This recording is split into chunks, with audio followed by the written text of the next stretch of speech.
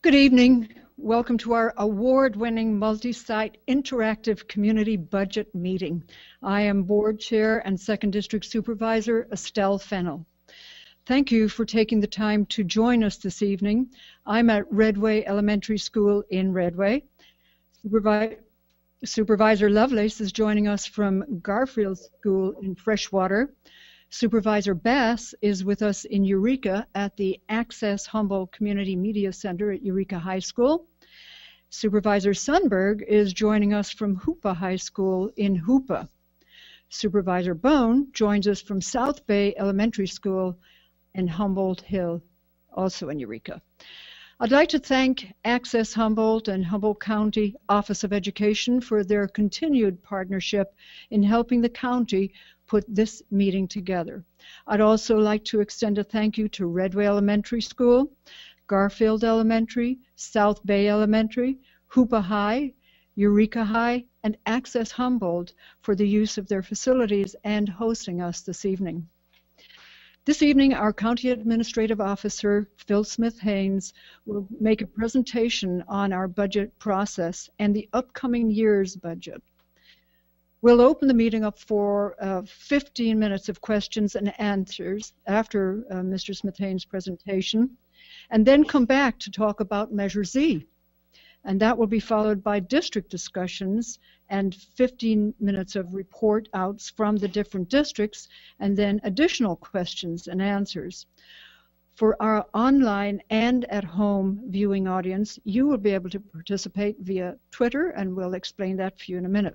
With that, welcome everybody, and I'll turn the meeting over to our County Administrative Officer, Philip Smith-Haynes. Thank you, Chair Fennell. I am here at the Access Humboldt Studios at the Eureka High School this evening. I would like to join the chair in thanking our partners. Without them, we absolutely would not be able to have a meeting in this format. I'd also like to thank all county staff who are assisting this evening, including those from the County Administrative Office and the Office of the Clerk of the Board of Supervisors. I'll start with getting some housekeeping out of the way. This is a publicly noticed meeting of the Board of Supervisors. As such, we need to maintain a quorum for the conduct of business. However, we're at the mercy of our technology. We have not had any problems the past 2 years, but I do need to let you know that if one site goes down, we will break temporarily to get it up and running. If that is not successful, the meeting will continue. If 2 sites go down, we will again break to try and get one or both sites up and running. If 3 sites go down, we will break temporarily to get at least one of those sites up and running, but if we are not successful, the meeting will have to come to an end. While the technology has these risks, it also has great advantages. Some of these are that the viewing audience at home can watch us live on Access Humboldt Channel 10 or in Southern Humboldt through Wave Communications on Channel 7. Those with broadband can also stream the meeting live at humboldtgov.org. Folks at home can also tweet questions to us at Twitter handle @HumcoGov. That's the @ HUMCOGOV. We will accept live tweets until 7:40 this evening. In addition, there may be some questions we are unable to get to tonight or that you think of after the meeting ends. Please feel free to email us at cao@co.humboldt.ca.us. If you're in our live audience, you may also leave your questions on index cards available at your site. All unanswered questions will be posted to humboldtgov.org/budget meeting. If you are at one of the live locations, you were given a community budget meeting workbook. We will talk more about these workbooks later in the presentation. For our viewers streaming this meeting live or watching from the comfort of your own home, you can obtain a copy of the workbook at humboldtgov.org/budget meeting, or view the workbook information and weigh in on the topic at humboldtgov.org/open Humboldt. The layout of this evening's meeting will be slightly different from past years. We will first see a video of the county budget process, and then I will share with you issues specific to the fiscal year 2015-16 budget. This will be followed, as the chair said, by 15 minutes of questions and answers around the budget. During the second part of our meeting this evening, we will talk about Measure Z. We will take approximately a 30-minute break to allow for district discussions around Measure Z and address the question, how might we invest now to make our community safer in the long run? We will come back with 15 minutes of report outs from the different districts and open again for questions and answers. All right, that's enough for me for now. Let's get started with a short video that will walk us through the county's budgeting process. Talk about the Humboldt County budget. Our budget serves as a tool for achieving the county's mission. The strategy for achieving the mission requires both strategic priorities mentioned earlier and a spending plan. Most major programs and services are mandated by the state or federal government. Some services are countywide, others are provided only in the unincorporated areas. The County Board of Supervisors adopts an annual budget for each new fiscal year, which runs from July 1st through June 30th. By law, the county must have a balanced budget each year. To balance that budget and protect against cost overruns, the county can use fund balance, or the money left over in the funds from previous years. Because of this, revenue alone may not always equal expenditures. The county operates on a budget of more than $250 million. Using fiscal year 2014-15 as an example, the county's total budget, or spending plan, was $305.5 million, which included $109.2 million in spending from the county's general fund. The remaining $196.3 million came from money contained in other county funds. Fund balance was used to balance the fiscal year 2014-15 budget for the general fund. In this example, $106.5 million came from the general fund revenues and $2.7 million came from fund balance. A fund is an accounting entity in which expenditures and available financing balance with each other, comparable to a checking account.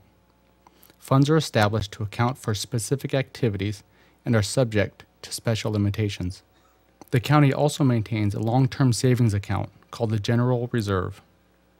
This can be used to smooth out dips such as recessions, but needs to be replenished when we have the resources. First, we'll talk about charges for services.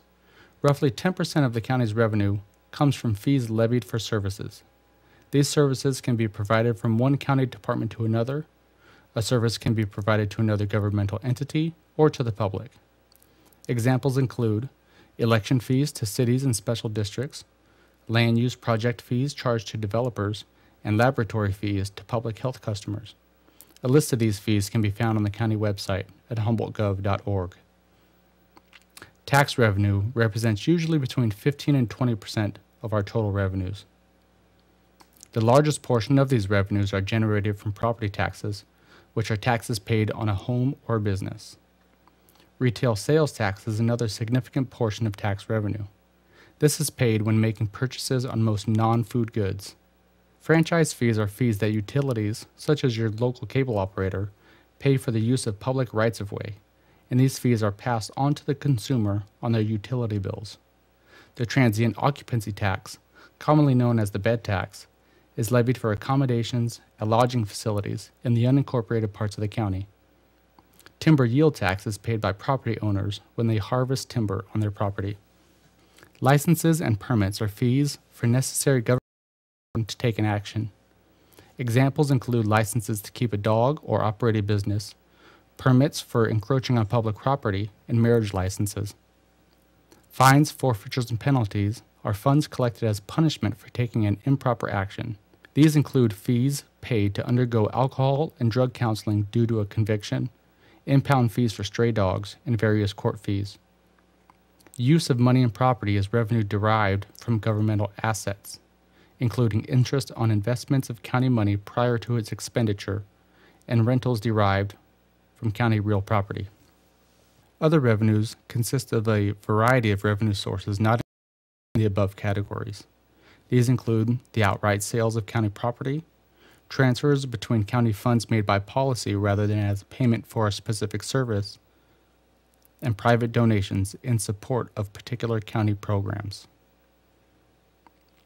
We receive most of our revenue from other governmental agencies. This consists of transfers from state and federal programs. This includes tax revenue passed through other governments to the county, such as the highway users tax on gasoline sales, or a portion of state sales tax that is dedicated for local law enforcement. It also includes grants from other governments to carry out a specific program, such as temporary assistance to needy families for welfare payments to indigent county residents. Countywide discretionary revenue includes income that is not directly related to any particular county activity or function, and it is available to be spent on local needs. The Board of Supervisors determines where discretionary revenue should be allocated. A significant portion of the county's discretionary revenue is allocated to public safety. By contrast, non-discretionary or dedicated revenue includes funds that are directly related to a specific activity and can be used only for that purpose. We rely on discretionary revenues to fund county services. Only a very small portion of revenue from other governmental agencies, our largest revenue source, can be spent on discretionary services. The county needs to rely on its other revenue sources we previously talked about to fund many of the services that are specific to the needs of our community. Taxes are the largest source of discretionary revenue to the general fund. In particular, property taxes generate the most tax revenue. Property tax is imposed on real property and tangible personal property. Since the passage of California's Proposition 13, this tax is calculated on 1% of your property's assessed value, adjusted for inflation, or by 2%, whichever is lower. Your property is assessed either by its 1975-76 assessed value, the most recent sale price, or new construction value. So, where do your property tax dollars go? For every $100 collected, more than $60 goes to the schools. A little more than $15 go to the county general fund. The rest is divided between special districts, redevelopment agencies, cities, county roads, and the library. Redevelopment agencies are government bodies dedicated to urban renewal, focusing on neglected or blighted areas. These agencies have been dissolved, but this funding continues to pay down redevelopment debt. County roads and the library usually receive roughly $4 of every $100 of property taxes you pay. The statewide sales tax rate increased from 7.25% to 7.5% as of January 1, 2013, due to the passage of Proposition 30. Of that amount, 1% is considered the local sales tax. For the county, this is only on sales tax in the unincorporated areas. The remaining 6.5% of sales tax is the state's portion. About 4% of sales tax goes to the state general fund, and 0.25% goes to the state education protection account, per Proposition 30. About 2.25% is returned to counties for specified purposes. 0.5% is for Proposition 172 and local public safety. Another 0.5% is for 1991 realignment. 0.25% is for local transportation. And the remaining 1% plus is for 2011 realignment. Some cities have an optional local sales tax rate above the 7.5%. In November 2014, the voters of Humboldt County approved Measure Z, which created a local sales tax of 0.5% countywide, with the revenues going to the county general fund. This sales tax will sunset in 2020. Next, we'll talk about total county expenses. Just like your checkbook at home, we have to balance what comes in to what goes out. Here is a diagram of total county expenses by function. As you can see, Health and Human Services makes up more than half of the county's expenses. It should be noted that this department is primarily federally and state funded using non-discretionary revenues. Their programs consist of alcohol and other drug treatment programs, employment and training, environmental health and health education, maternal, child, and adolescent health, mental health programs, public health and public health nursing, and social services. Public Works makes up another significant portion of our overall expenses. This department consists of facility management plans, fleet services and land use, parks and trails and roads, solid waste and transportation, water management, natural resources, and capital improvements. Law and Justice consists of multiple departments. These include Child Support Services, the Grand Jury and the District Attorney's Office, the Public Defender and Conflict Counsel, the Sheriff, and the Probation Department. The county has about 2,000 employees, and roughly half of all of our expenses go to pay personnel costs. Here, we can see the county's general fund expenditures sorted by function. The general fund is the county's largest source of discretionary funds. Departments funded from the general fund are not fully supported by their own revenue sources. Law and Justice receives the largest general fund contribution, and it is made up of the District Attorney's Office, the Public Defender, Sheriff, and Probation. Public Works and Administrative Services also receive significant allocations from the general fund. In this comparative graph, you'll notice that Health and Human Services makes up more than half of overall county expenditures, and only a small portion of total county general fund expenditures. Conversely, Law and Justice, primarily public safety, makes up roughly 20% of the county's total expenses, but roughly half of general fund expenses. When we embark on the county budget process, we need to take a series of steps to gain a clear picture of where we stand financially and what we should expect to see in the near future. To do that, we need to estimate our expenditures and revenues for the next fiscal year. There are lots of variables to consider when you try to forecast even a year into the future. To do that, we need to take more of a broad look at the economy, and given our current understanding of economic factors at that time, we try to anticipate whether our cost of service will increase if we continue providing the same level of service. If so, we need to ask if revenues will increase at the same rate as the costs. Once we figure out our anticipated revenues and subtract our anticipated expenses, we must arrive at a balanced budget. At the staff level, staff must project next year's discretionary revenues and also must project fixed costs. Next, staff must establish available financing. Staff then allocates discretionary revenues to departments, and with that allocation, there is a request for departments to submit a reduction plan or augmentation proposals. After that, staff will review and analyze the submissions from departments. After the reviews and analyses, the last steps call for staff to provide recommendations to the county administrative officer, who then ultimately forwards recommendations to the County Board of Supervisors via the recommended budget document. So how can you get involved? You can attend the Board of Supervisors meetings on Tuesdays in the Board of Supervisors chambers at 9 a.m. You can watch the meetings on Access Humboldt, you can stream them live through the web, or you can contact your supervisor. In addition, you can attend community budget meetings or other community meetings. You can comment on the Open Humboldt discussion forum, and you can also sign up to receive the county newsletter. Another way to get involved is by serving on a board or a commission. For more information, make sure to head to the county's website at humboldtgov.org. I hope you found this video to be informative and that you will continue to be involved in our budget process beyond your attendance at this evening's meeting. Let's look at a few specifics for our next fiscal year, which begins July 1st, 2015. The county's fiscal year, as noted in the video, runs from July 1st through June 30th. County staff and the Board of Supervisors work on our budget throughout the year, but the process of preparing for the next fiscal year occurs most intensely over the 6-month period between January and June. On the slide are some key dates in our 2015 process. The events in light green are steps we have already taken. The black dates are key markers for staff, and the blue dates are the key opportunities for your public input. Please note that we welcome your input throughout the process and you're not limited to those dates. One item not shown here is that in January, the County Administrative Office presented a 5-year financial forecast to the Board of Supervisors that contained our best educated guesses as to what the county's income and expenses are likely to be over the next 5 years, given current policies and trends. Based on the information from that document, we returned to the board a few weeks later and asked them to set the parameters that will guide county departments in preparing the budget for the next fiscal year.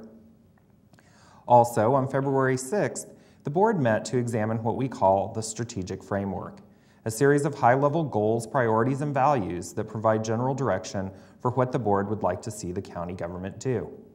The board made some minor changes to the strategic framework this year and will be voting to accept those next Tuesday, March 3rd.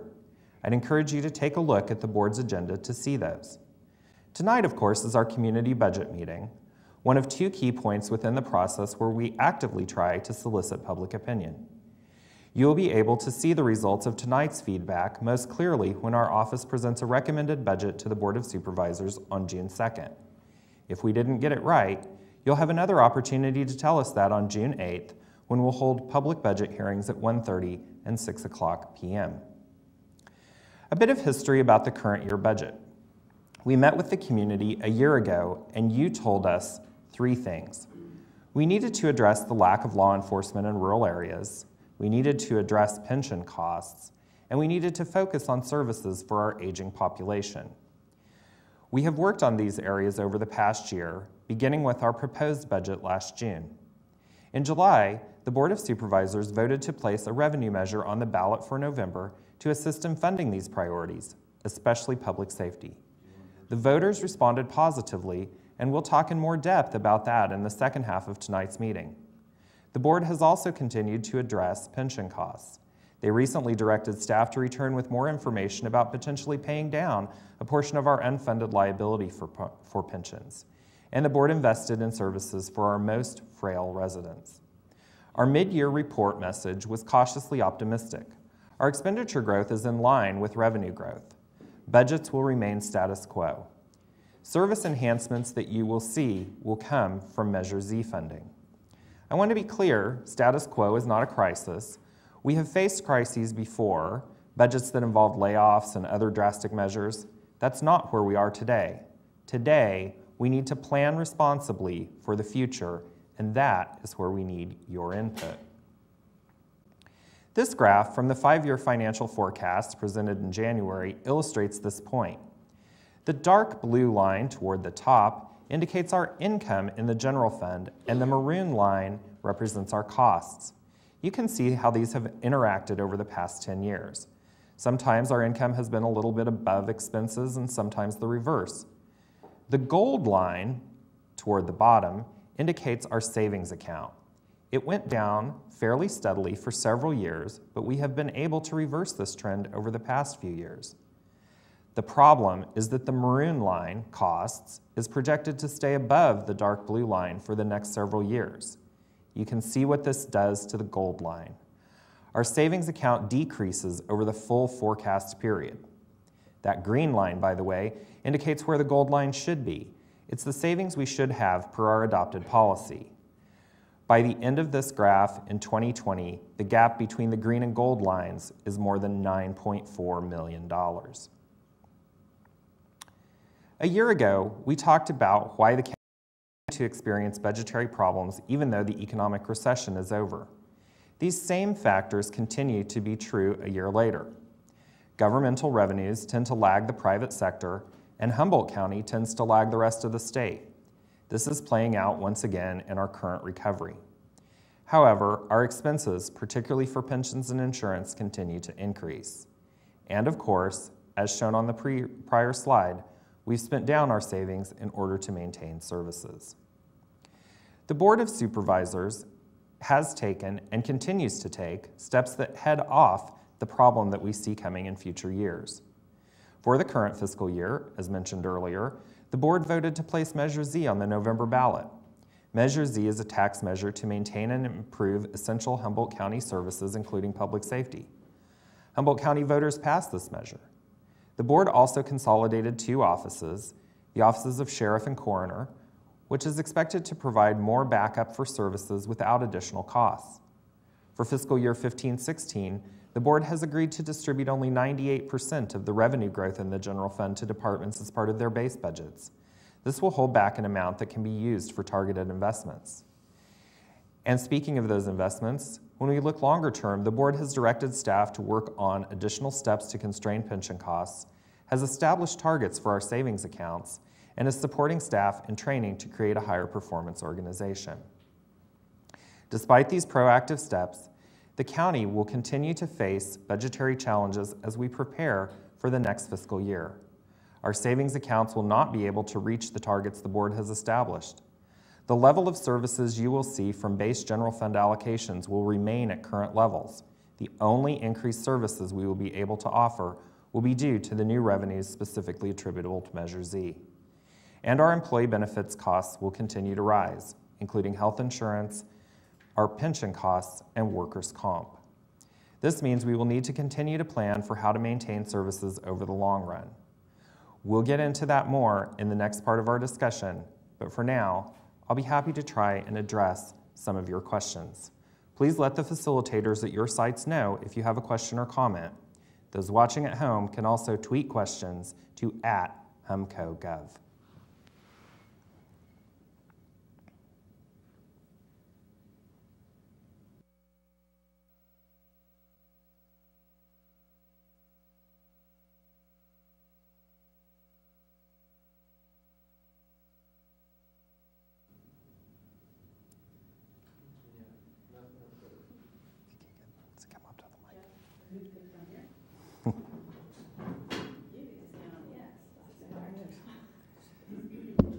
Looks like we have a question here in Eureka.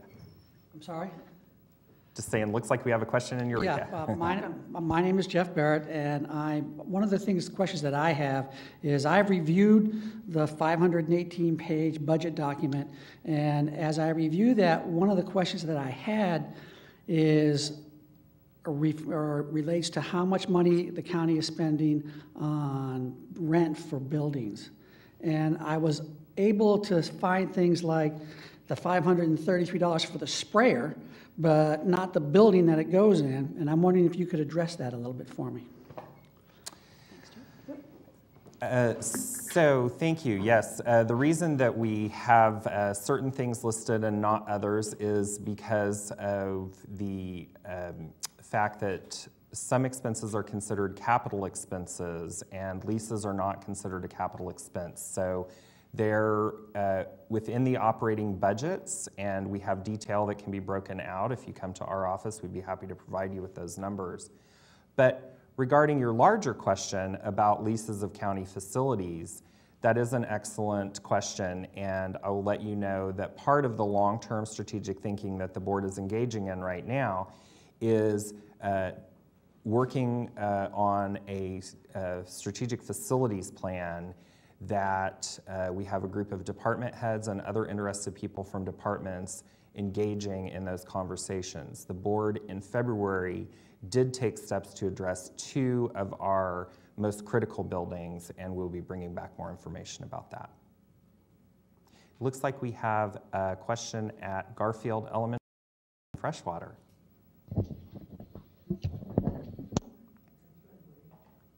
That's not Garfield.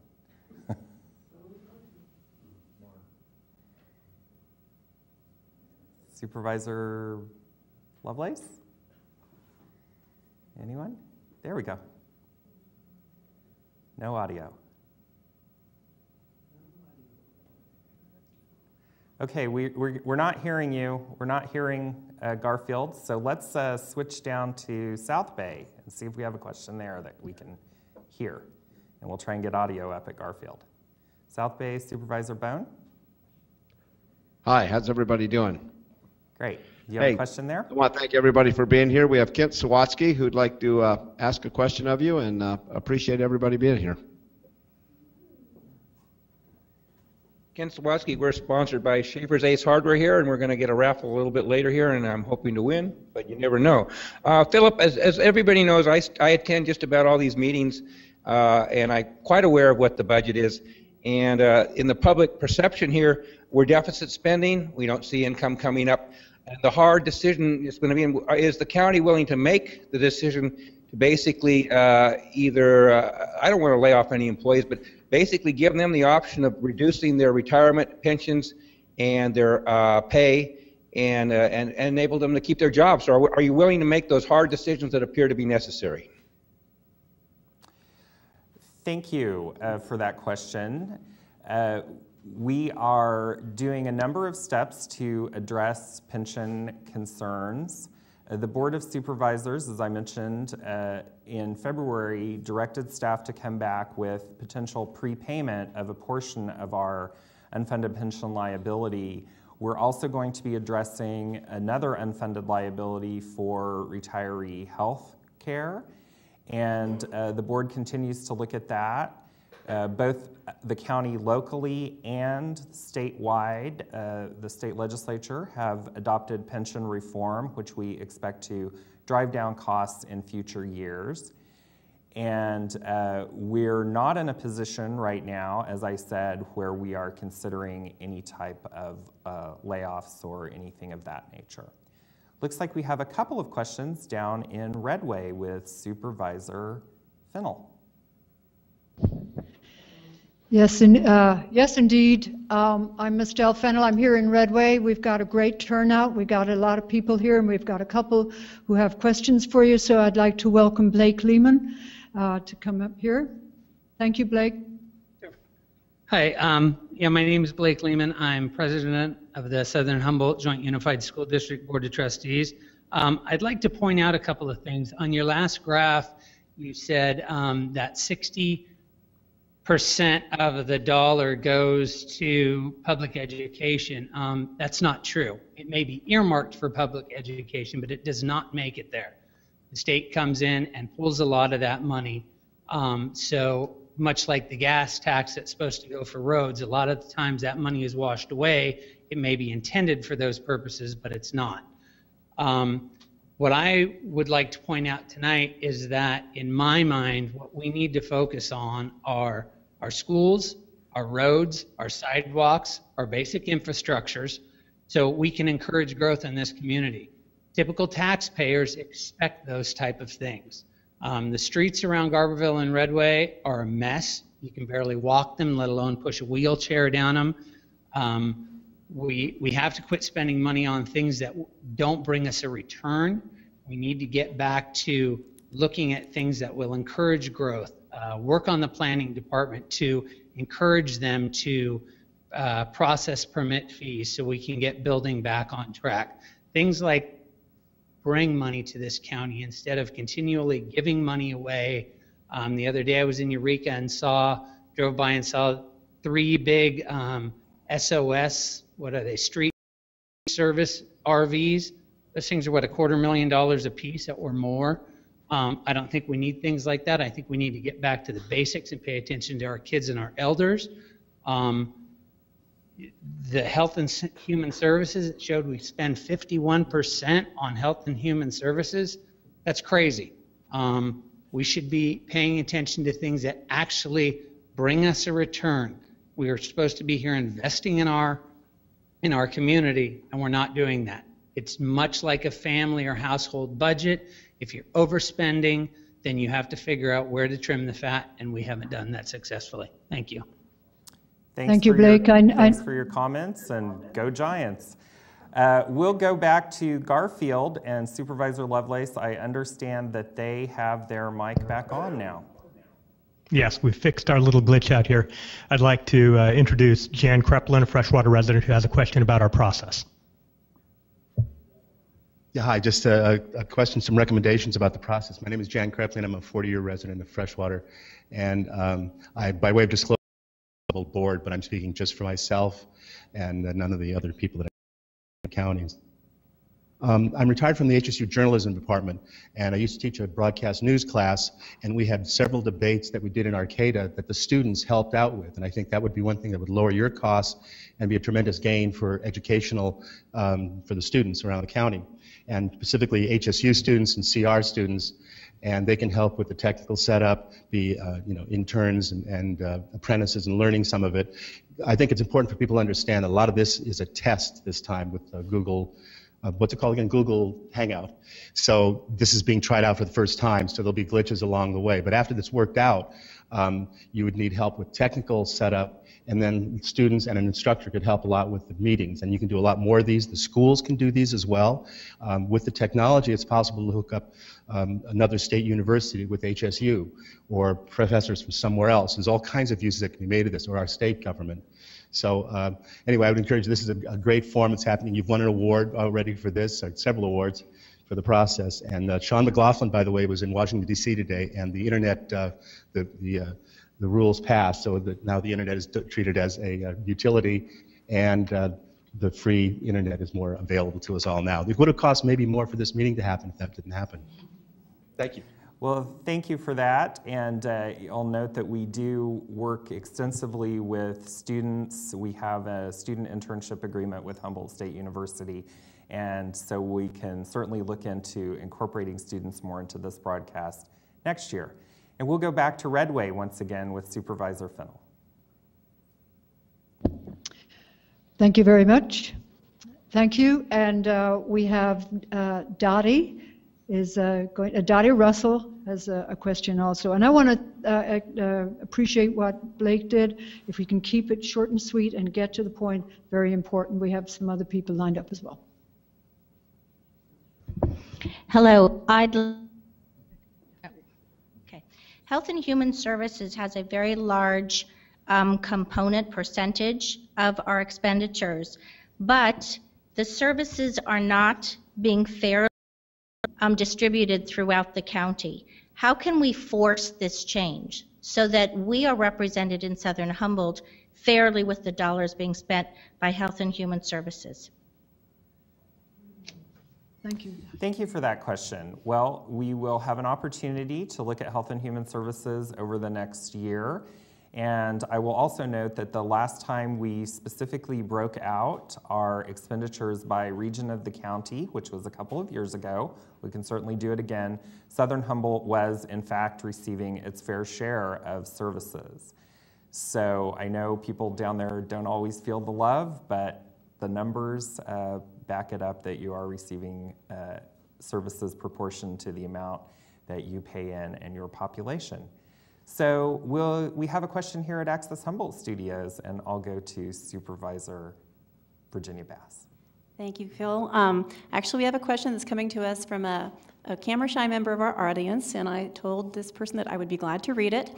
And so the question is, I'd like to know if while planning the budget, the board is considering wage increases to the employees who are by the county's own numbers are 9% below the cost of living for their set wage. Looking at other job classes, such as the deputy clerk, to provide wage increases. Thank you for that question. There were 5 different possibilities for how we could invest in our future needs that were presented to the Board of Supervisors as part of the mid-year budget, and employee increases were one of those. I will say that we're going into negotiations with our represented employees again. Their contracts are up at the end of June, and so there's not a lot that I can say about that right now, but that is definitely something that the board has been considering. Looks like we have one in South Bay again. Hey, welcome to beautiful South Bay School District. Yes, we have public meeting enthusiast Kent Sawatsky with another question.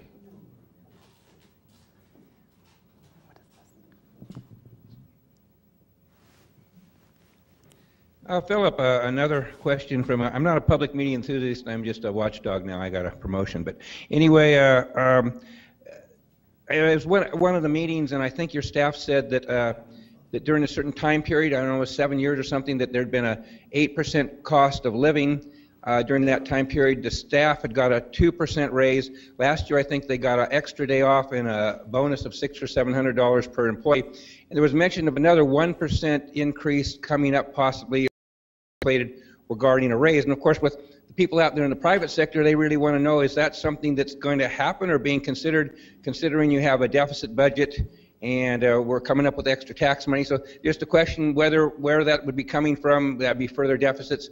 Is that actually being contemplated? Thank you. Well, again, there's not a lot that I can say about that because we will be in negotiations, but that is one of the options in front of the Board of Supervisors. And with that, we'll go back to Supervisor Fennell down in Redway. I understand we have a question there. Thank you, CAO Smith-Haynes. We now have Dylan with a question for us. Welcome. I just had a few questions going over what I got. It says public road safety was one of the main concerns that we have.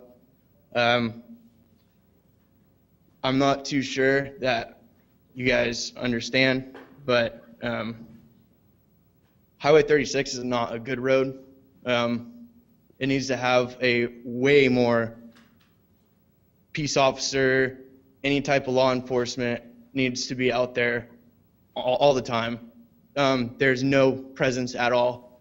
There's no need to be scared about being pulled over. There's no need to be scared about anything besides getting in a wreck, which if anybody goes out there, we need to selectively harvest a lot of the old growth redwoods that are growing into the roadway. The roadways are narrower and narrower, and it needs to be done. It's taboo cutting an old growth, but it needs to be done, and that's all I have to say. Thank you for your comments, and yes, we certainly understand road maintenance challenges in many parts of the county. I will note that Highway 36 is a state highway, so we aren't in charge of maintaining that one, although there are plenty of county roads that could use some maintenance.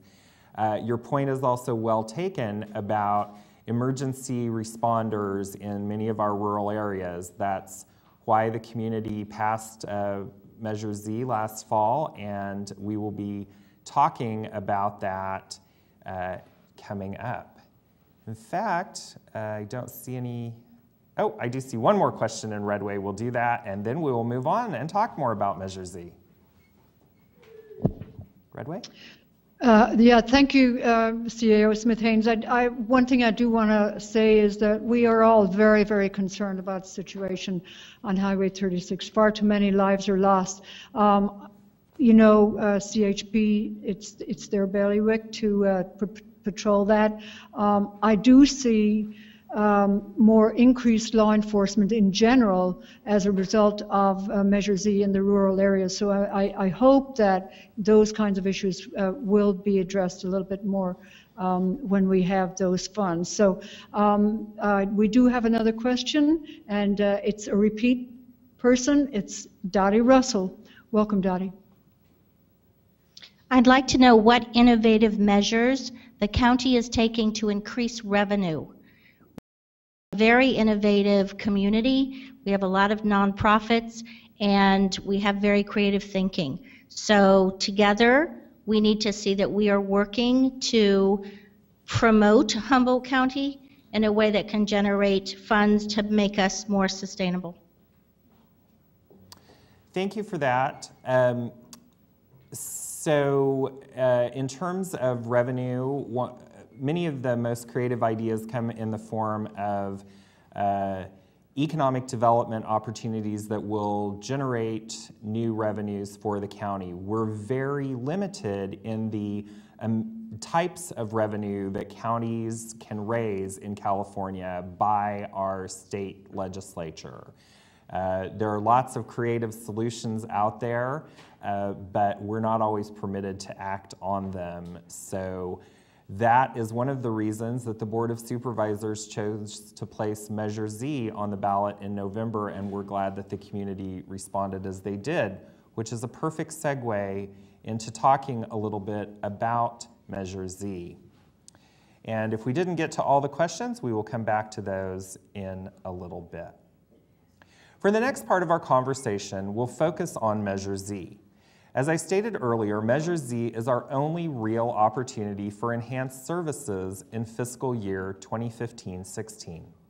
The Board of Supervisors has appointed a Citizens Advisory Committee to make recommendations on behalf of the community for how these funds should be spent. Several members of this committee are in attendance this evening.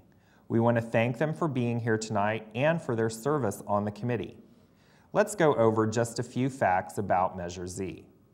Measure Z was placed on the November 4th, 2014 ballot with a purpose to maintain and improve essential Humboldt County services, including public safety. Voters adopted Measure Z, which will by law expire in 5 years. Measure Z can provide funds for many purposes, including expanding sheriff's patrols, maintaining emergency 911 response times, and making sure calls about violent or property crimes are responded to promptly. Measure Z can help maintain rural fire and ambulance protection services, allowing our first responders to better and more safely protect county residents. Measure Z can support our district attorney's office in investigation and prosecution of crimes, and our probation department in monitoring individuals to deter them from committing crimes. We expect Measure Z to provide funds to maintain and improve public safety and essential services, including some of the ones that I have just mentioned. Investigating violent crimes such as rape or domestic violence, maintaining 911 emergency responses, ensuring there are sheriff's deputies on duty, providing services for victims of child abuse, maintaining rural fire protection and ambulance services, and cleaning up environmentally damaging farms. Measure Z is a 1/2 cent sales tax that will go into effect on April 1st of this year and expire on March 31st, 2020. Sales tax is not applied to prescription medicines or food purchased as groceries, and visitors to our region also pay the cost through purchases they make while traveling through the county. You can find more information about Measure Z by visiting the Humboldt County website at humboldtgov.org. There is a Measure Z link at the bottom of the homepage. The Measure Z Advisory Committee is comprised of 9 members, 1 from each supervisorial district, 2 at-large selections chosen by a majority of the Board of Supervisors, 1 each nominated by the Humboldt County Fire Chiefs Association and the Sheriff.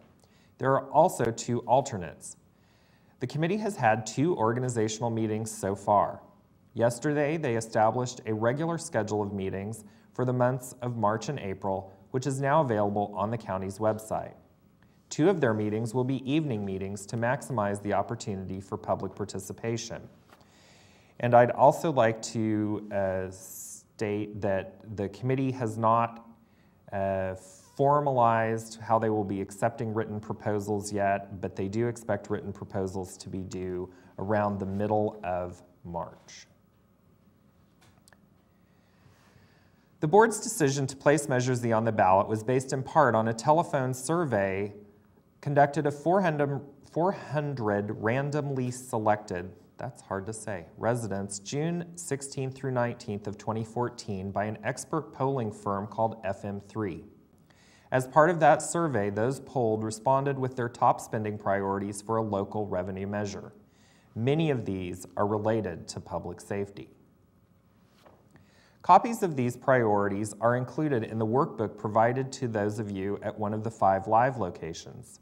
For the viewing audience at home, you can review a copy of the workbook on our Open Humboldt forum at humboldtgov.org/Open Humboldt or at humboldtgov.org/budget meeting. Here are some additional priorities in descending order.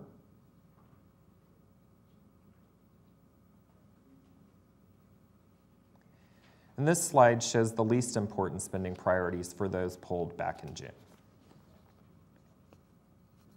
The Board of Supervisors and the Citizens Advisory Committee are interested strongly in allocating Measure Z funds in ways that serve the needs of the community.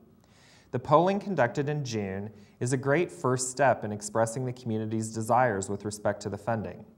Tonight, however, we'd like to build on that by drilling down to a bit more specific ways the money could be spent. In your workbook, or through Open Humboldt for those of you following along at home, we have listed the top 7 priorities as identified by the survey results. Under each of these 7 priorities are 3 potential ways to expend funds that might be considered consistent with that priority. We would like the public to have the opportunity to rank the spending choices based on the priority. This information will be shared with the Measure Z Advisory Committee. To pick just one example, if the spending priority is reducing overcrowding in the county jail, what does that mean to you? Where would you focus resources? On increased jail services? On sheriff's deputies? On probation services? Using 1, 2, or 3, with 1 being the highest priority, what would your spending choices be? The second way we'd like to gather your feedback tonight is to have you gather in groups and discuss the question that's being displayed on the PowerPoint slide now. We only have Measure Z funding for 5 years, and I've said several times this evening, it is incumbent upon us to plan for the future. So, in just a moment, we will take a 30-minute break from the live meeting. Folks in each of our live locations can engage in discussion about this question. We have facilitators at each site to assist you. Those of you at home can go to the Open Humboldt Forum on our website to fill in your answers to the workbook questions, and you can also tweet questions and comments to us at @humco.gov. When we reconvene in 30 minutes, we'll ask each live site for a report out from your discussion, and then we'll open up once again for questions prior to our wrap-up at 8 o'clock. Remember, if you don't get your question answered this evening, you can leave it for us on one of the note cards or email it to us. Thanks, and see you again in 30 minutes.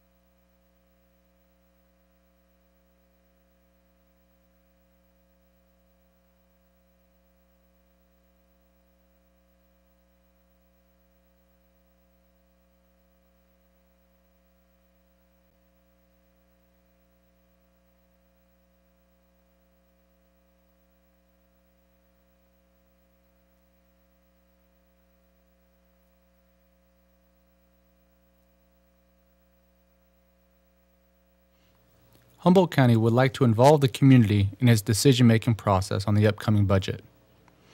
In an effort to keep Humboldt County moving in the right direction, the Board of Supervisors in 2010 created the county's strategic framework. Your Board of Supervisors uses this framework as a way to guide decisions, ensuring that they support the overall direction of Humboldt County. This is not a static document. As the specific needs of the county change, so has the framework.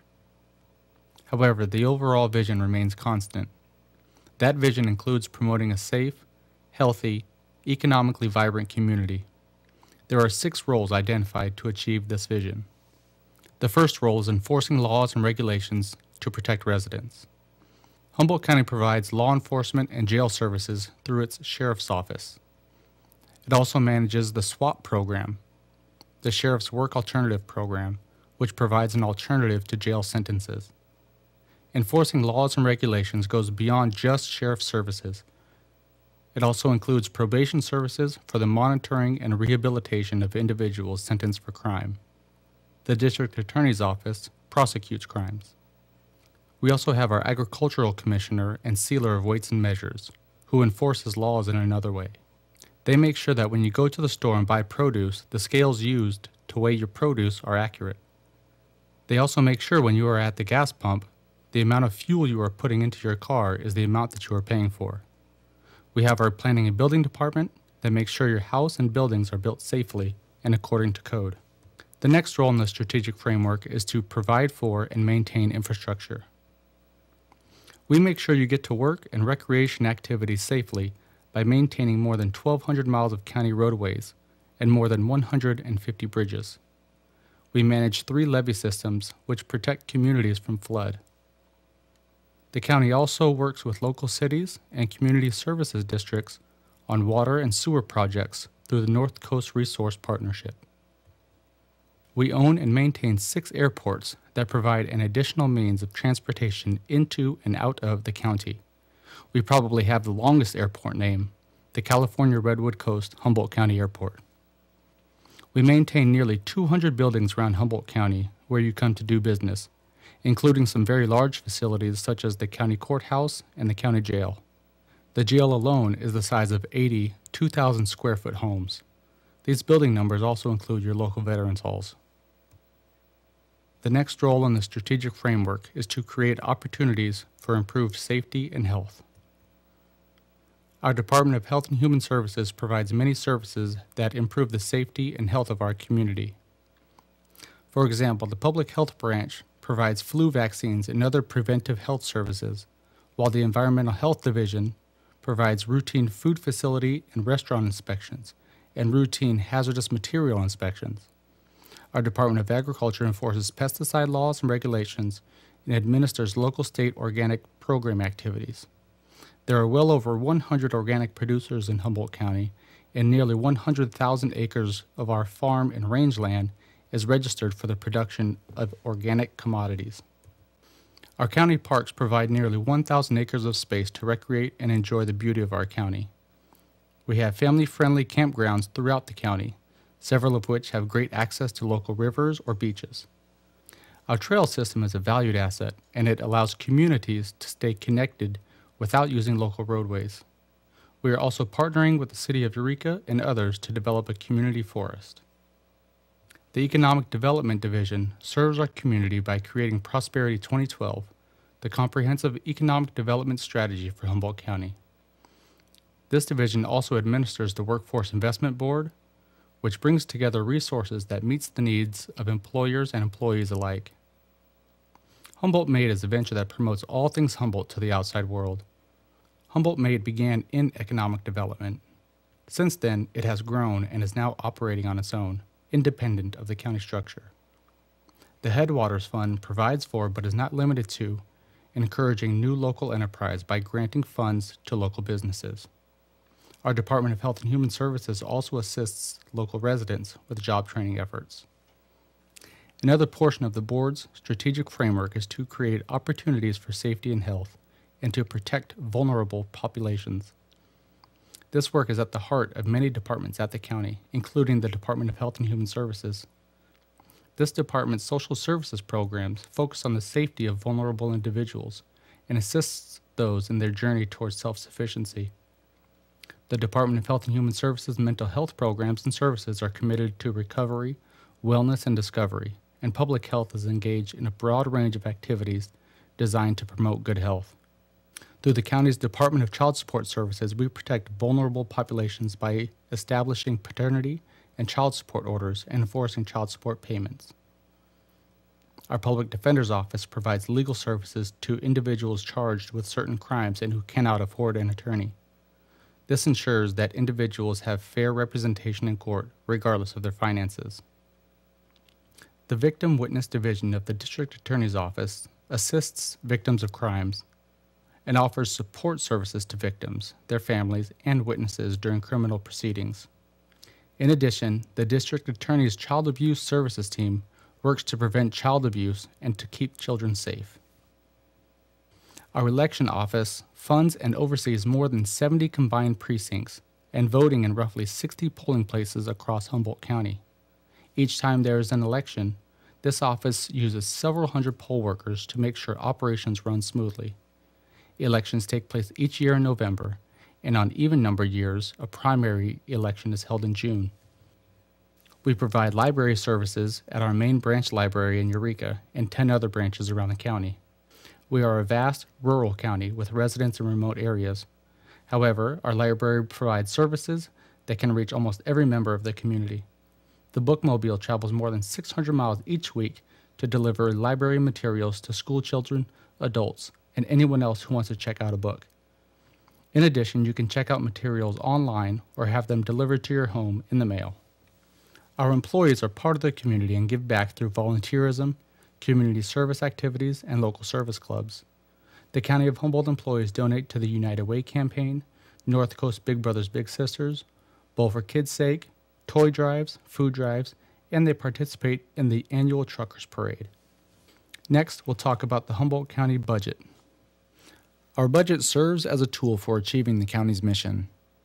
The strategy for achieving the mission requires both strategic priorities mentioned earlier and a spending plan. Most major programs and services are mandated by the state or federal government. Some services are countywide, others are provided only in the unincorporated areas.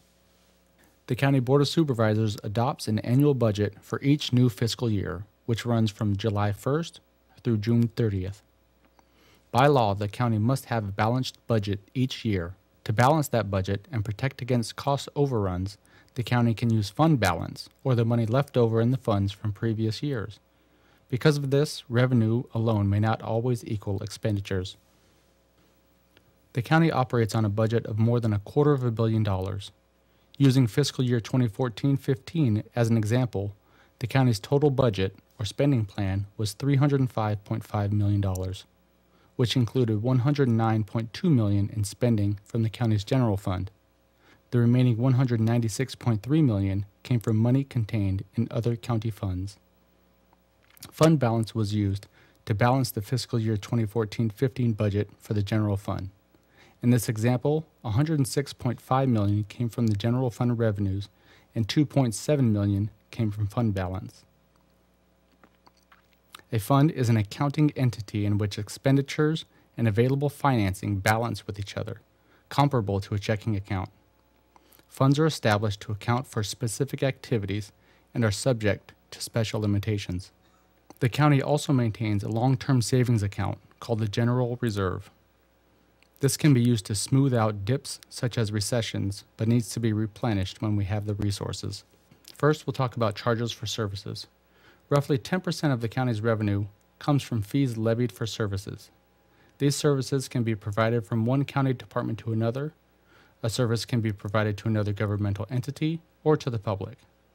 Examples include election fees to cities and special districts, land use project fees charged to developers, and laboratory fees to public health customers. A list of these fees can be found on the county website at humboldtgov.org. Tax revenue represents usually between 15 and 20% of our total revenues. The largest portion of these revenues are generated from property taxes, which are taxes paid on a home or business. Retail sales tax is another significant portion of tax revenue. This is paid when making purchases on most non-food goods. Franchise fees are fees that utilities, such as your local cable operator, for the use of public rights-of-way, and these fees are passed on to the consumer on their utility bills. The transient occupancy tax, commonly known as the bed tax, is levied for accommodations and lodging facilities in the unincorporated parts of the county. Timber yield tax is paid by property owners when they harvest timber on their property. Licenses and permits are fees for necessary governmental permission to take an action.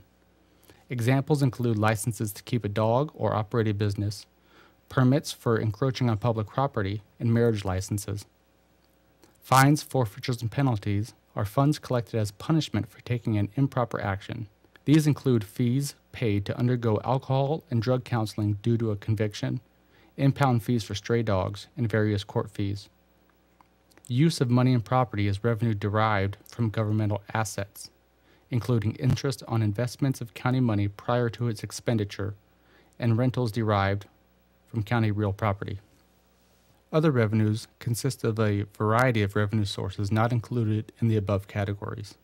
These include the outright sales of county property, transfers between county funds made by policy rather than as a payment for a specific service, and private donations in support of particular county programs. We receive most of our revenue from other governmental agencies. This consists of transfers from state and federal programs. This includes tax revenue passed through other governments to the county, such as the highway users tax on gasoline sales, or a portion of state sales tax that is dedicated for local law enforcement. Grants from other governments to carry out a specific program, such as temporary assistance to needy families for welfare payments to indigent county residents. Countywide discretionary revenue includes income that is not directly related to any particular county activity or function, and it is available to be spent on local needs. The Board of Supervisors determines where discretionary revenue should be allocated. A significant portion of the county's discretionary revenue is allocated to public safety. By contrast, non-discretionary or dedicated revenue includes funds that are directly related to a specific activity and can be used only for that purpose. We rely on discretionary revenues to fund county services.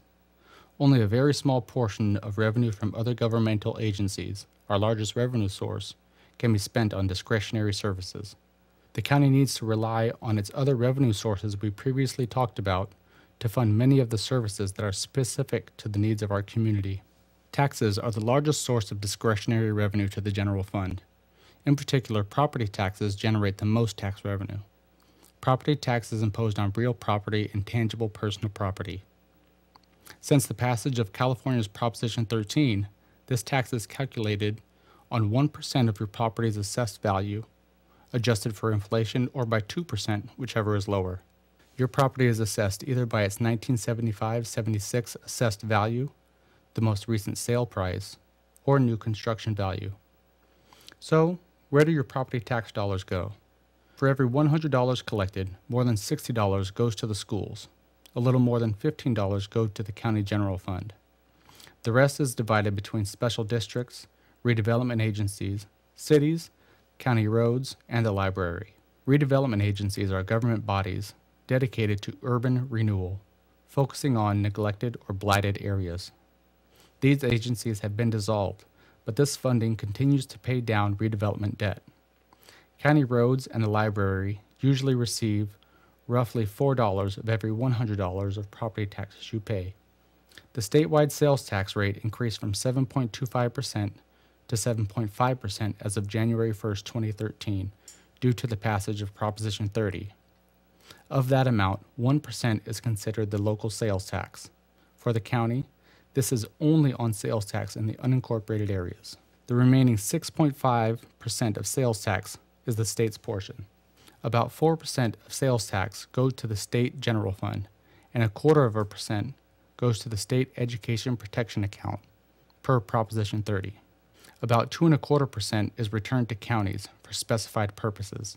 0.5% is for Proposition 172 and local public safety. Another 0.5% is for 1991 realignment. 0.25% is for local transportation.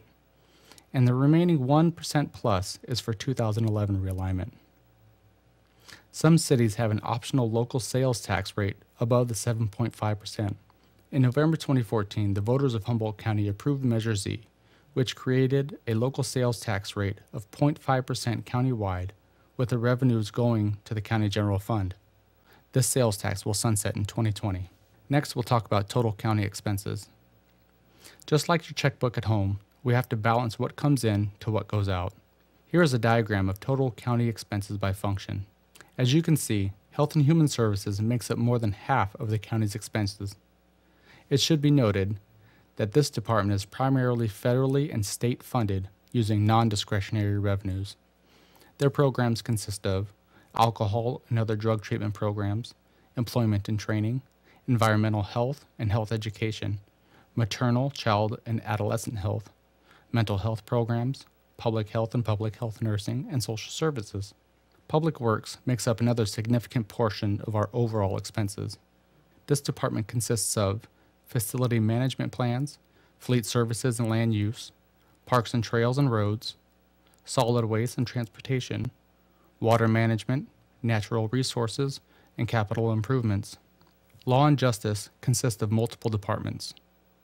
These include Child Support Services, the Grand Jury and the District Attorney's Office, the Public Defender and Conflict Counsel, the Sheriff, and the Probation Department. The county has about 2,000 employees, and roughly half of all of our expenses go to pay personnel costs. Here, we can see the county's general fund expenditures sorted by function. The general fund is the county's largest source of discretionary funds.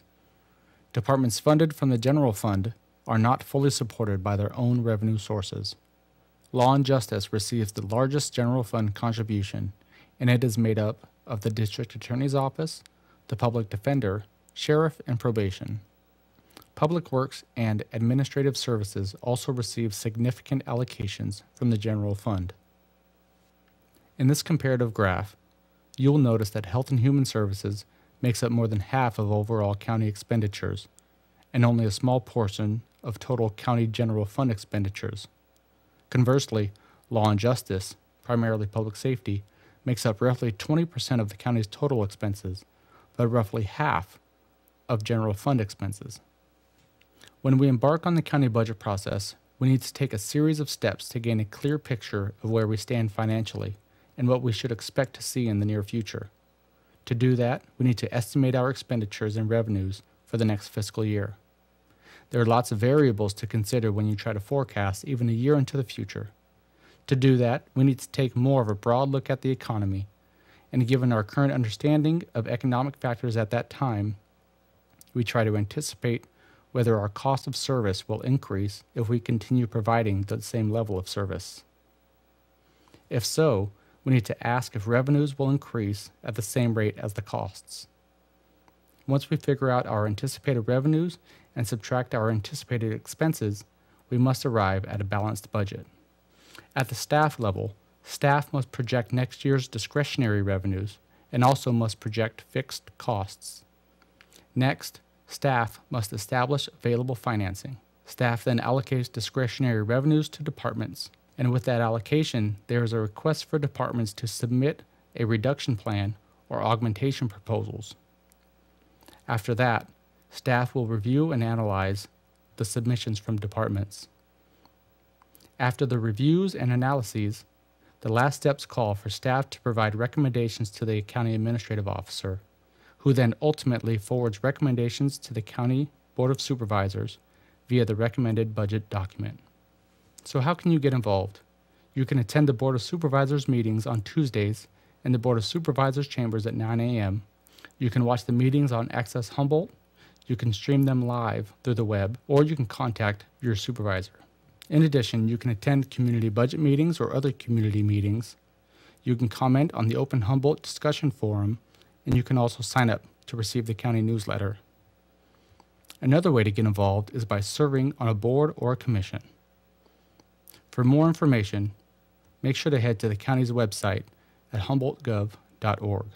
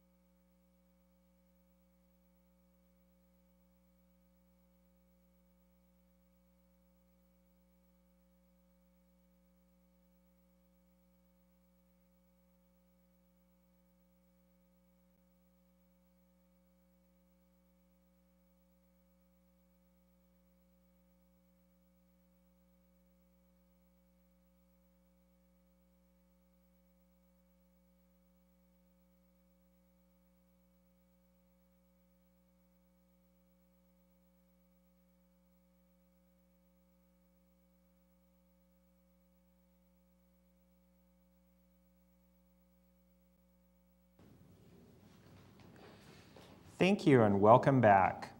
For the last 30 minutes, we've been having discussions at each of our 5 sites on the question, how might we invest now to make our community safer in the long run? Let's hear a little bit about the discussions that occurred at each of our sites. Let's start with Garfield School in Freshwater.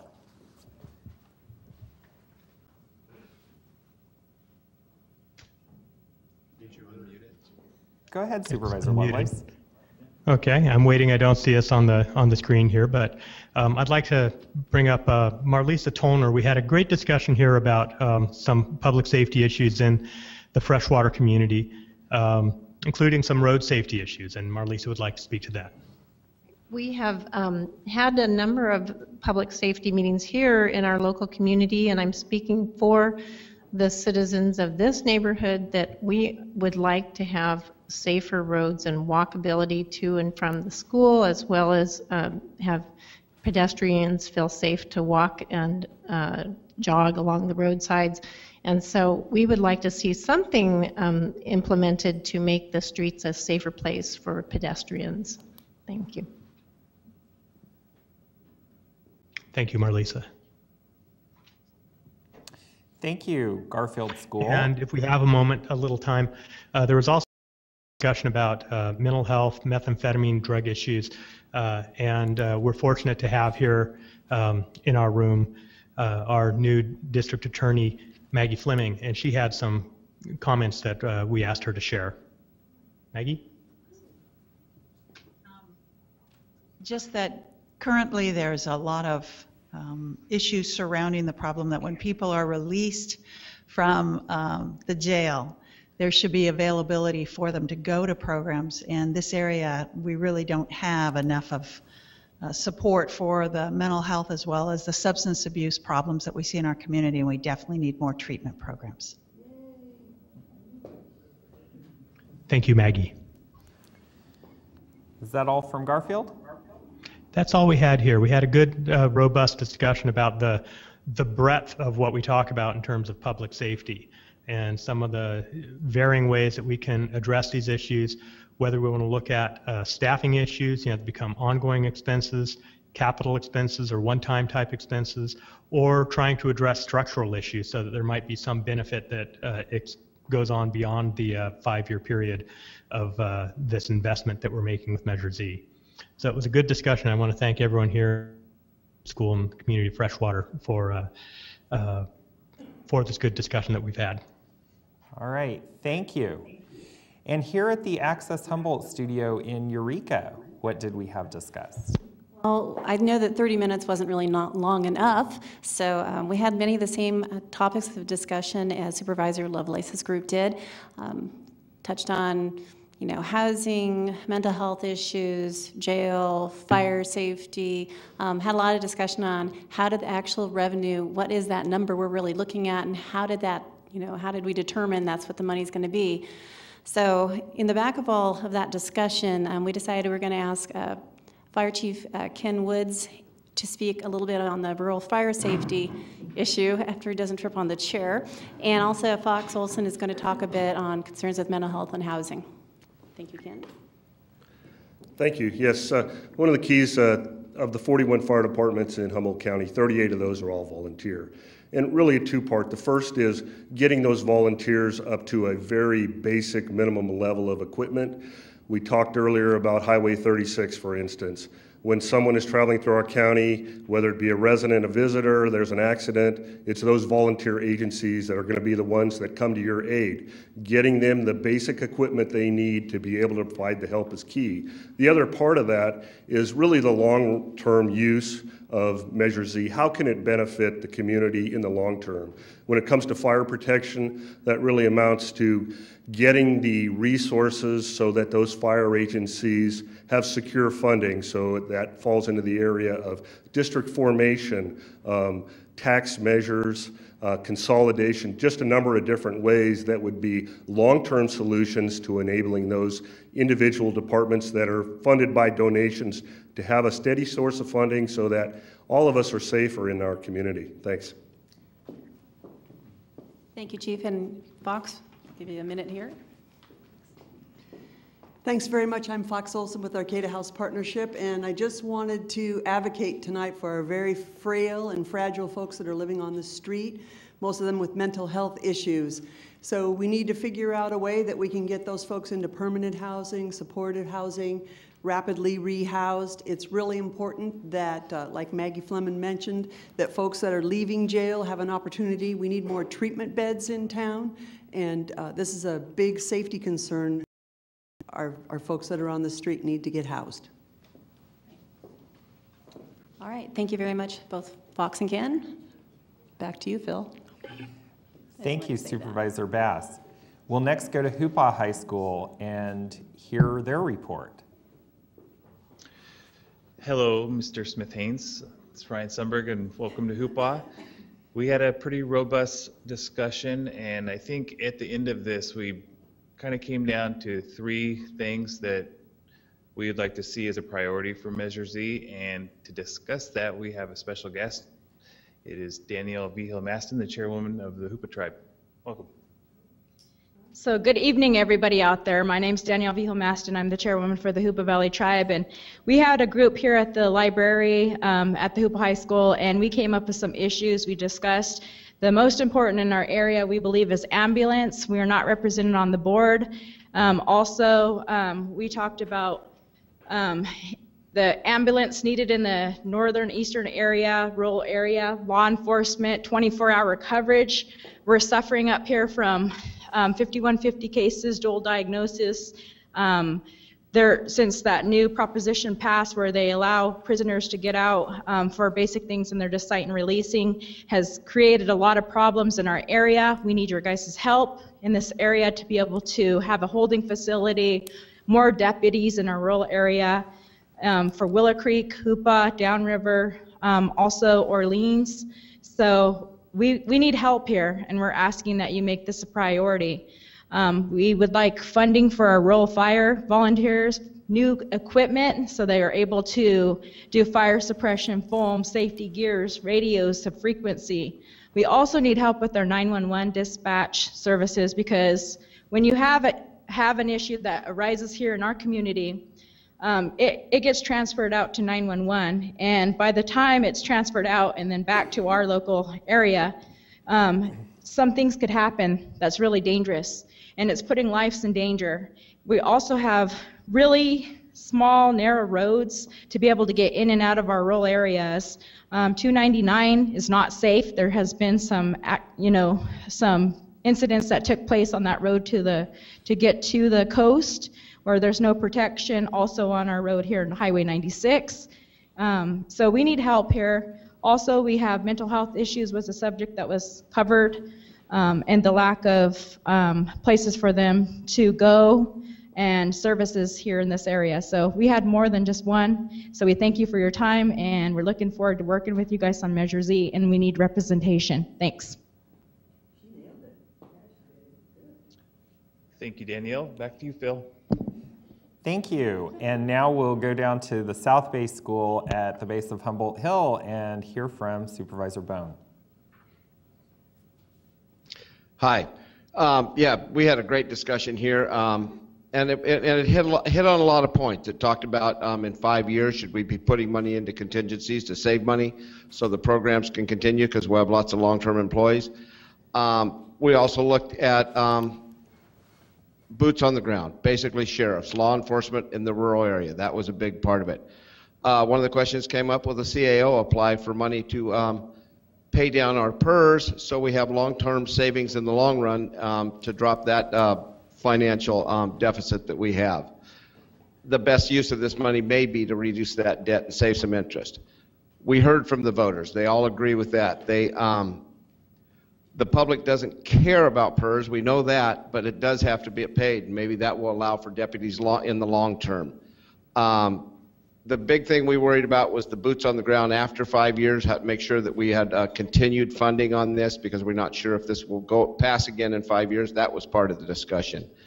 The other thing that was brought up that we haven't mentioned is, are we going to explore ways to bring in medical care, doctors into this area, because we're having such a medical care shortage in the area? Does that become a major safety factor for the elderly and the people that need care in those ways. I mean, basically all the citizens of Humboldt County, and having to have so many people go out of the area for procedures where they felt like that was a safety measure. So we kind of hit on a myriad of things, but it basically comes down to our rural fire does need to be on safety, you know, minimum safety standards by far. We need rural deputies, we need sheriffs on the ground, and then we do also need to look to fund the other safety departments and our debt relieve some of our debt. So it was pretty robust. We hit on a lot of topics, and it was a great conversation. So I want to thank everybody. Thank you, Supervisor Bone. So we will go down to our folks at Redway Elementary School, and I understand they've been having a little bit of a sound challenge down there, but I'll just say we've been having robust discussions about what has happened at our breakouts, and we would love to hear from Redway and what they said.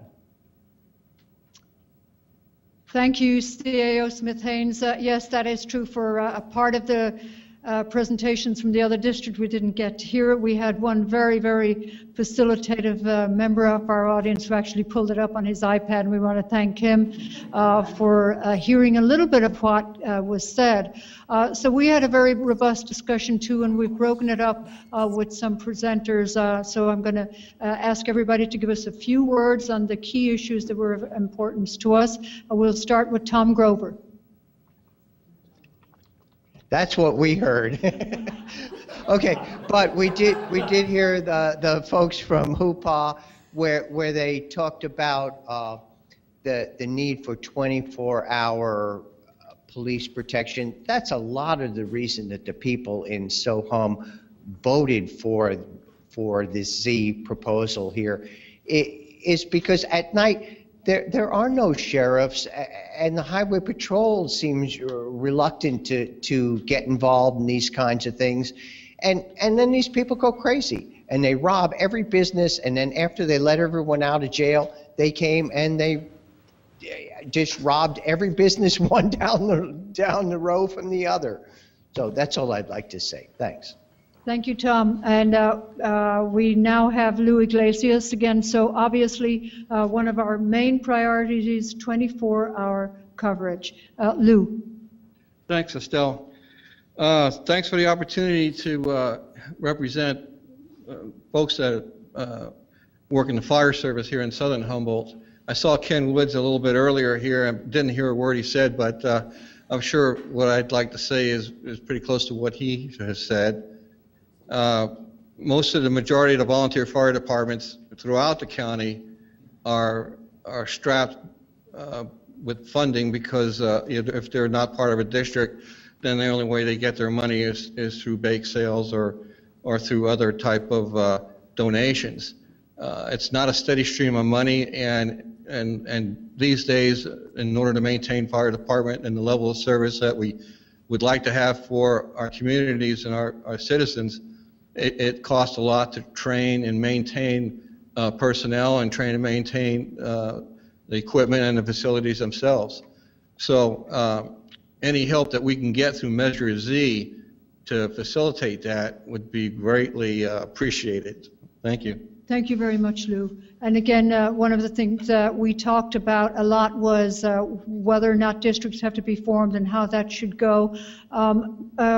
Our number 3 priority, we tried to prioritize the volume of input that we got, was cleaning up grow sites and cleanup of illegal campgrounds have an equal importance. In other words, people really want to see the area cleaned up both on an environmental level and on a trespass level.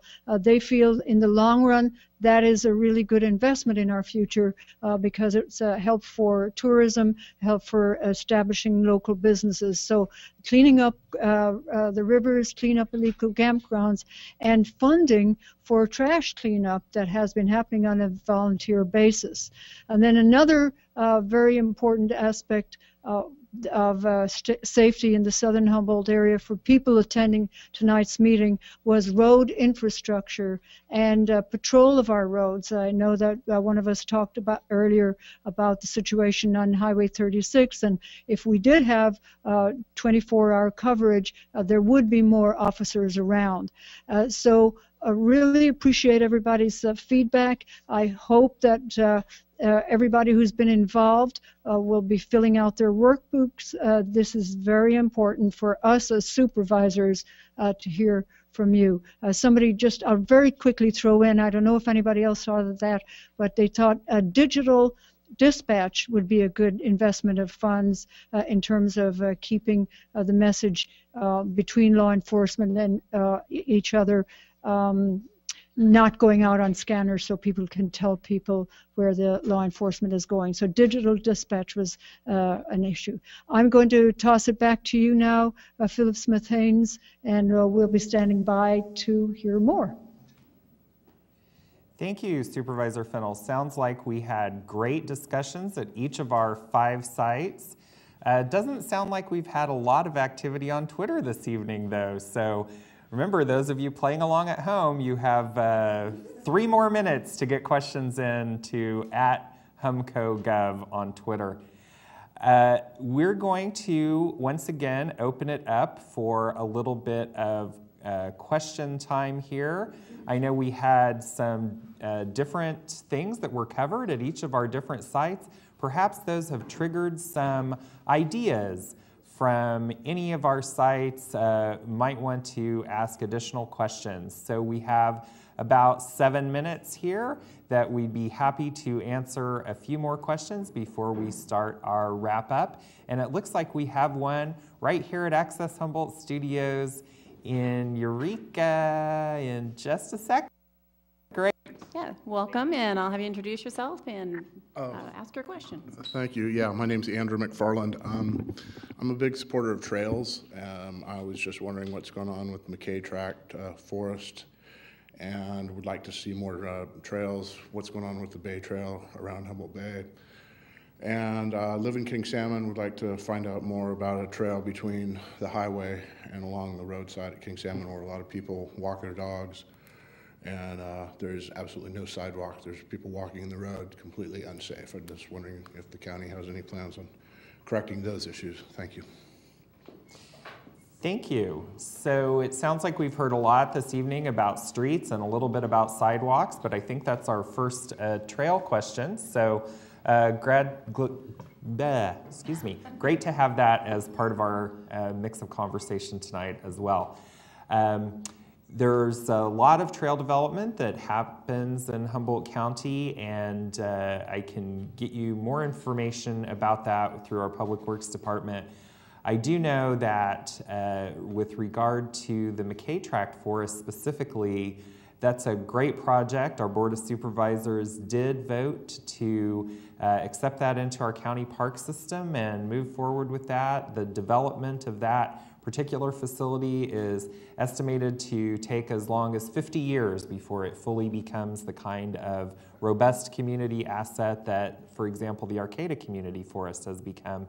But Public Works is working very cooperatively with a number of nonprofit groups as well as the city of Eureka in helping to patrol those trails out there and to also get the trail system established and well maintained. Looks like we have a question at South Bay with Supervisor Bone.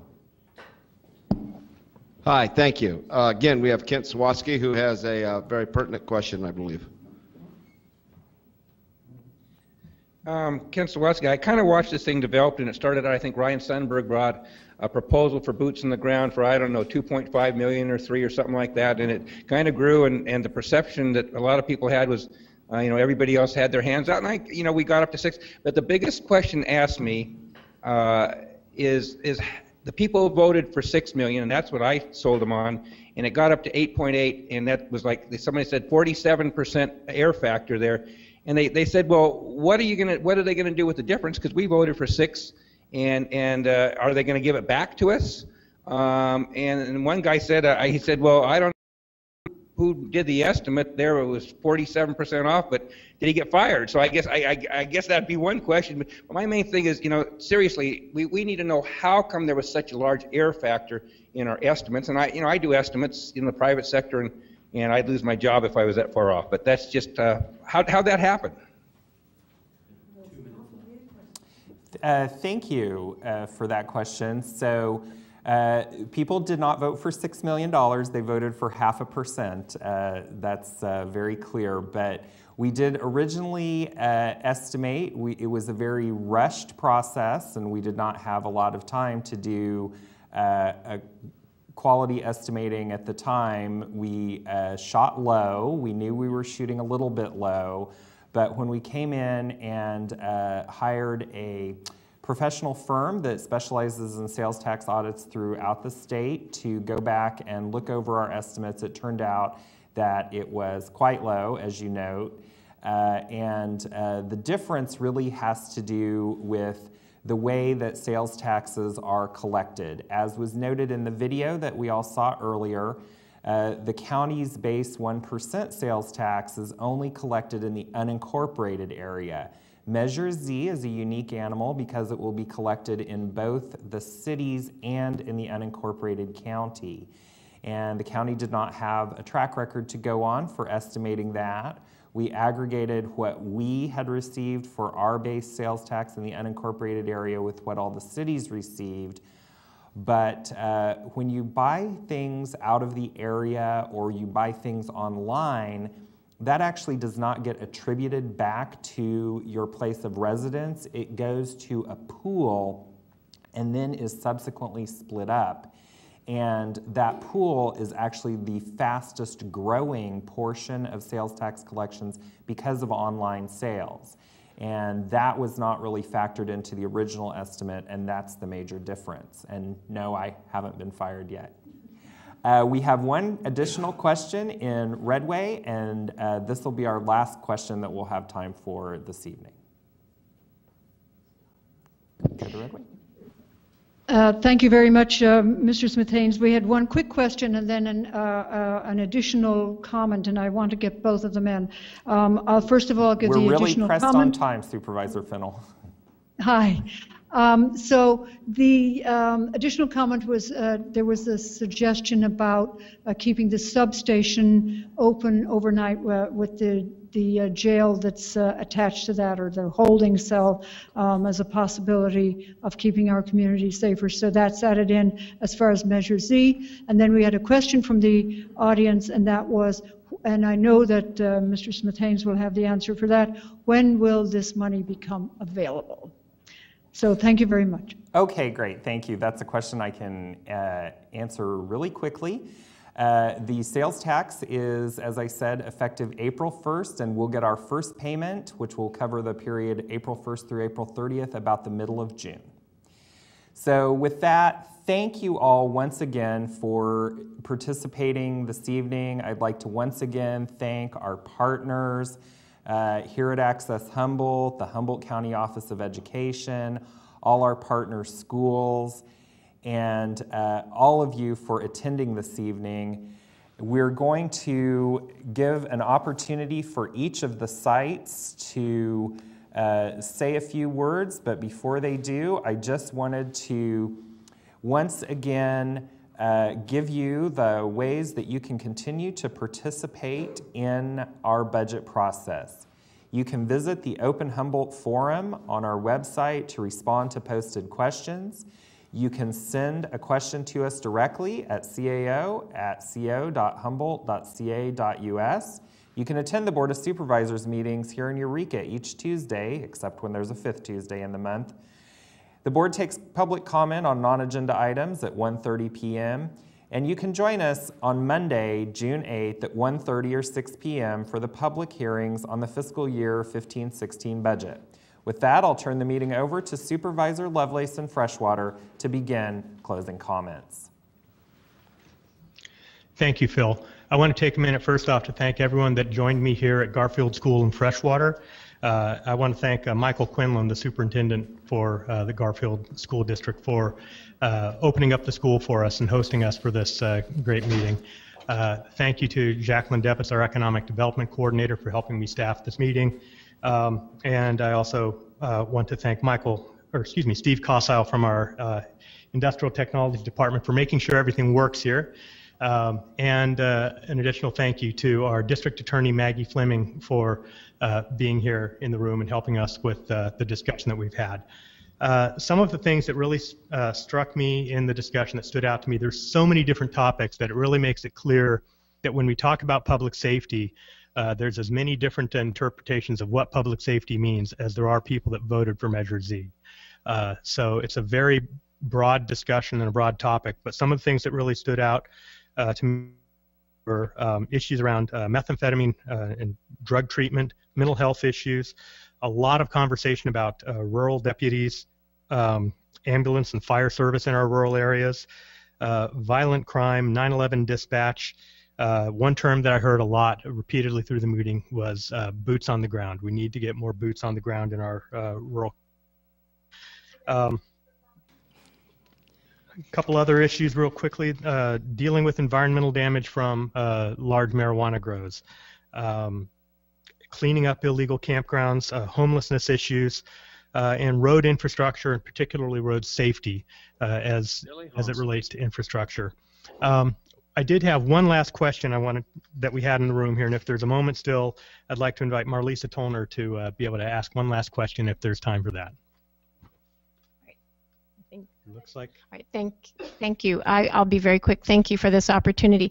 I would just like to ask the Board of Supervisors to look at the broken glass program that has been very successful in New York and in Los Angeles for really cleaning up communities. And even though it seems like a very minor thing to really talk about beautifying a community, the community members take a greater pride in their community when there have been these types of projects taken on, and crime rates drop. It's an amazingly successful program, and I would like to see something like that happen in our streets because they really, frankly, need some care.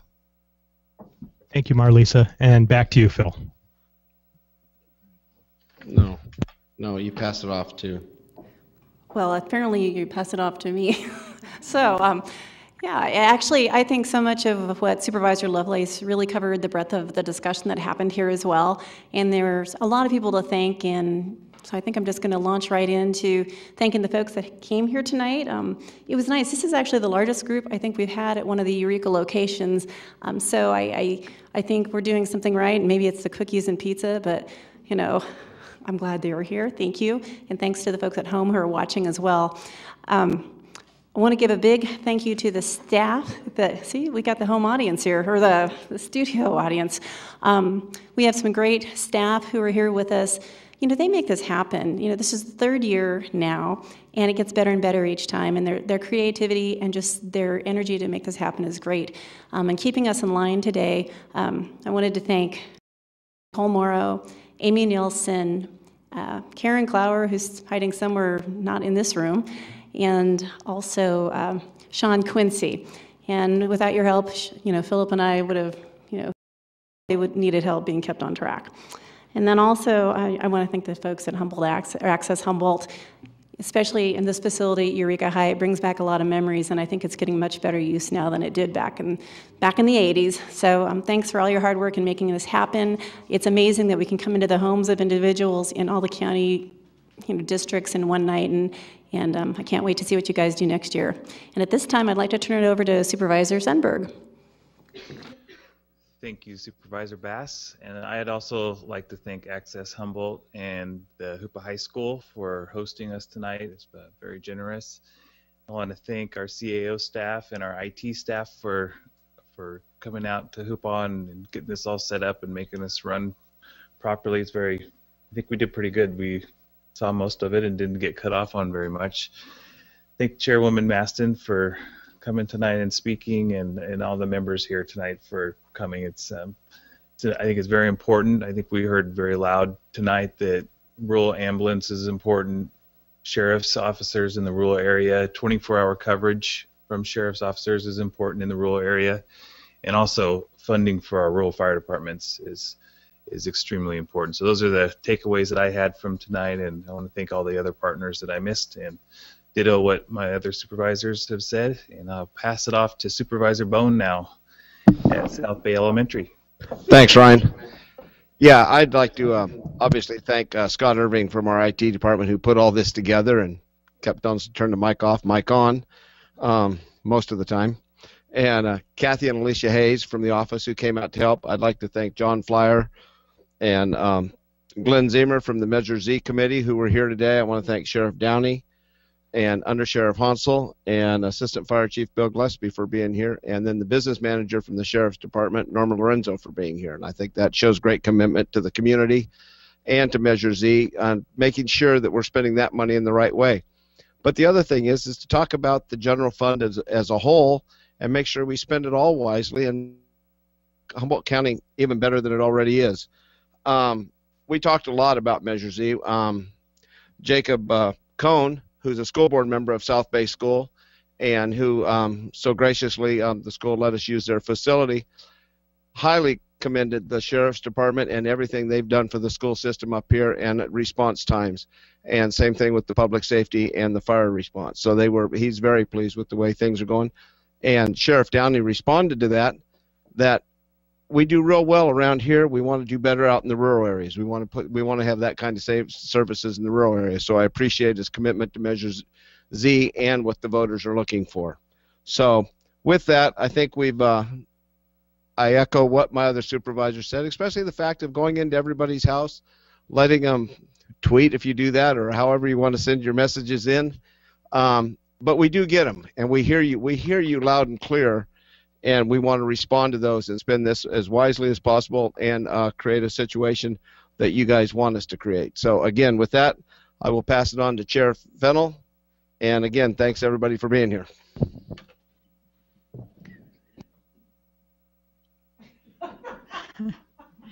I'll be on as soon as they put me on. Hey, you guys, keep smiling, Rex.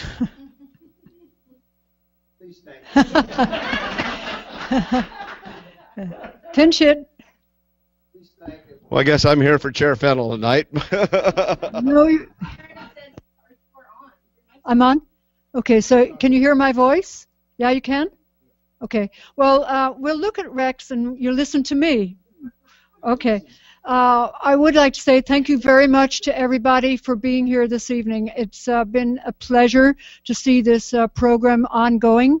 I think we are getting better all the time, and we have been taking notes as the evening went on and how we can improve it. There are lots and lots of people to thank, and I especially want to thank all of those of you who took the time this evening to be here with us, to be here in the other districts, and to give your valuable input. As I said to the people here in Redway, it is so important for us as supervisors to understand what the community wants us to do with the funds that you are providing to us through the taxes that come through Measure Z. So I'm really appreciative that you showed up.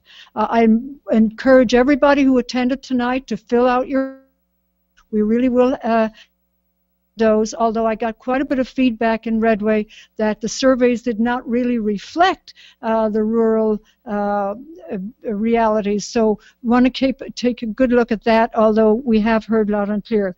Before time runs out, I want to say a very, very big thank you to Tracy D'Amico, who spent so many hours here today, and we all know her from the Board of Supervisors chambers, but really went above and beyond, and I know her birthday is coming soon, so I want to wish Tracy a very happy birthday. I also want to say a very big thank you to Richard Robbins from our IT department. He was here to make sure that Redway was online all the time, and he did a wonderful job, and he kept the camera on me even if you guys can't see him. And then I want to say a big Weber from the Redway School District's IT department, who also made sure that things were going well on this end.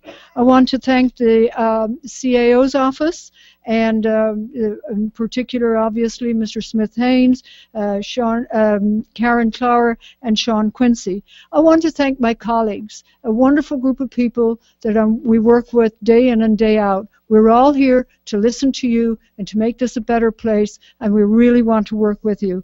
With that, I would like to say that I am now going to adjourn the 3rd annual live interactive budget hearing, and next year it's going to be even better. Thank you very much, everybody.